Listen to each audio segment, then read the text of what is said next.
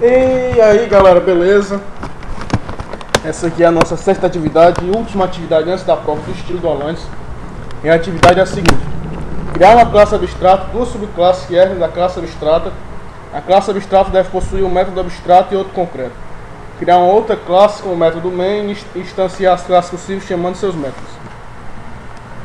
No caso, o conteúdo que a gente viu ontem foi de classe abstrata. Que a classe abstrata é o seguinte: não tem sentido você criar objetos do tipo da superclasse. E para que isso não venha a acontecer, a classe abstrata serve para isso, para que você não fique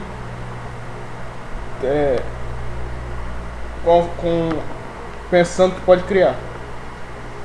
E também tem um método abstrato, que é o seguinte: o método abstrato ele nem tem corpo, e a subclasse concreta de primeira ordem, ou seja, que por lógica sucede a superclasse, tem que sobrescrever esse método abstrato. No caso aqui a gente criou a classe livro, que é abstrata, porque eu não posso criar um objeto do tipo livro. Aí criamos a variável número de páginas e o gênero. Aí fizemos os get sets. Aí criamos um método abstrato ler livro, que nas outras subclasses eu vou ter que alterar esse método, eu vou ter que subscrever.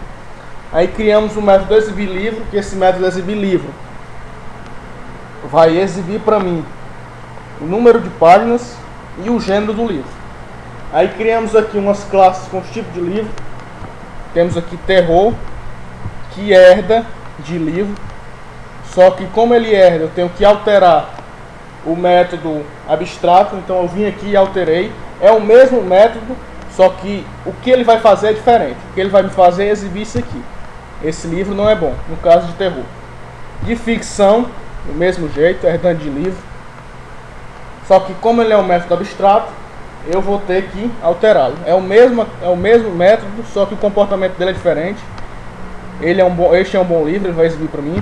E fantasia é a mesma coisa, só que o método dele, o comportamento é diferente. Eu recomendo esse livro, ele vai exibir para mim. Aí no leitura livro, eu vou criar os objetos do tipo ficção, fantasia e terror. Os nomes deles FT1, F1 e T1. Aí eu vou chamar os get sets de cada um deles.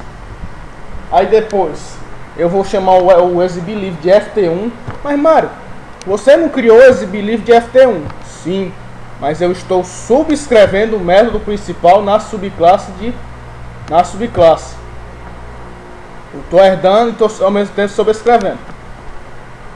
Aí eu fiz o exibir livro de cada um aqui, de FT1, de F1 e de T1.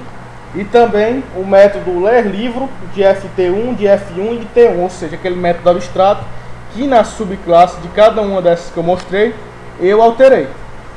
Aí vamos executar aqui, vamos salvar e vamos executar.